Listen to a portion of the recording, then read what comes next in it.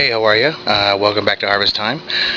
For those of you who subscribe or watch my videos regularly, you know it's been a couple of weeks, so we're going to get right to it. By the way, we don't have as much sun today. I tried this earlier, but I ran out of batteries in the camera, so we're going to try this again. Here's the carrots.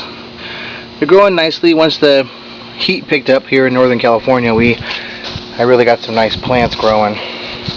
These are the jalapenos Carrie gave me for my birthday. For our anniversary, I'm sorry. They came in a pair in a pot, 4-inch pot, and the roots were really intertwined together, so I had to plant them together. We'll see how big those get. This again is the tomato that was supposed to die. As you can see, we've got tons of flowers, which means we're going to have tons of tomatoes coming in everywhere. We've already got a few going in there, as you can see.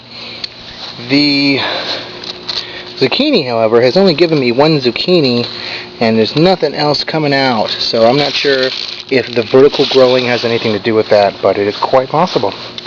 Strawberries are looking nice. I picked a few tonight, as today is actually my birthday, and I wanted to pick a few for my grandma, so I got some of those. Also, the red onions are doing alright. You can actually tell I need a weed in here, so I will get that done. You guys have probably never seen the apple trees we have here. They are ridiculously full of apples. As you can see, apples and apples and apples. So that's all that fun. You guys might remember from last time I took the watermelon out of this pot here. I put him right there in the ground. That's this little guy, the watermelon here. But then a couple of other watermelons sprouted in the leftover dirt, so that's neat. So we'll pull those out. This here is the cantaloupe. Follow my angle here all the way along and into the back. So cantaloupe's doing really nicely. Got some bright yellow flowers. Hopefully that means we'll have a lot of cantaloupe. Got to pan back a little bit to see the massive size the tomato plants in the ground. The in the ground tomato plants have gotten so massive that you can't tell which tomato plant is which. Big surprise there. Here's the great thing. There's some red tomatoes back there. Here's something my grandma helped me realize today. These tomatoes have been turning color for a while, but they haven't gotten past this color stage into a deep red. Then I realized, oh yeah, they're chocolate cherry tomatoes. So that's the color that they will get. I'm going to go ahead and pick those probably tomorrow. We'll see how that goes. You'll see here that, pardon the bike, you'll see here that I took all the tomatoes out of the fence. The afternoon sun here was getting way too hot. I moved them here under the umbrella, and they only get the morning sun from this side over here. Anyway, morning sun, so they get the afternoon off, which has helped them out tremendously.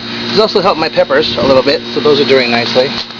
I do have a couple of tomatoes turning color on the Big Bertha, as you remember, so there's 3 right there you can see turning color, and some more about to pop in. I'm really bad at soybeans. But here's the thing, these little things have been popping because it's been so hot and the seeds have been popping out. So I've just been pushing them and pushing them in the ground. Hopefully something pops out, and what do you know? Baby soybean. So hopefully we'll get something out of that.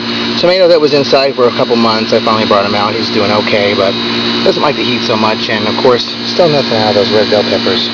I hate these little plastic things. I don't know, they're kind of garbage to me. Okay. Back over here, green onions are having some issue with the heat. Some of the ends are getting kind of crinkly, so we're going to have to pull these probably pretty soon. Same with some of these tomatoes. They're not doing so great in the pots. I'm noticing, obviously, that the tomatoes in the ground do better than the ones in the pot. This tomato is the only Brandywine I have left that's doing any good, other than this little guy down here. Okay. If you're wondering why I haven't got to the jalapenos yet, it's because I'm saving those for last. The Thai peppers are doing okay. Again, still some heat issues, but these ones are a little better in the heat. Eggplant's doing very well. Here's a little baby eggplant. He's doing alright. Red bell peppers are growing, but not giving me any peppers. And habanero, again, having some heat issues. Growing some flowers. We'll see if we get anything out of there.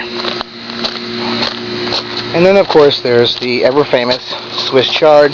This is the 4th round on the Swiss chard. I have harvested 3 times. Last time I harvested this, which was about 2 weeks ago, maybe a week and a half ago, I harvested almost 3 pounds.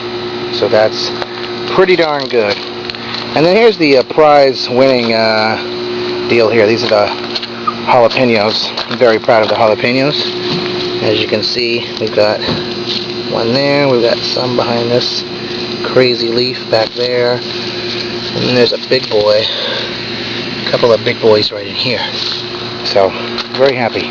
So, all around I'm very happy with the way that the garden has progressed, especially the in-ground tomatoes and peppers.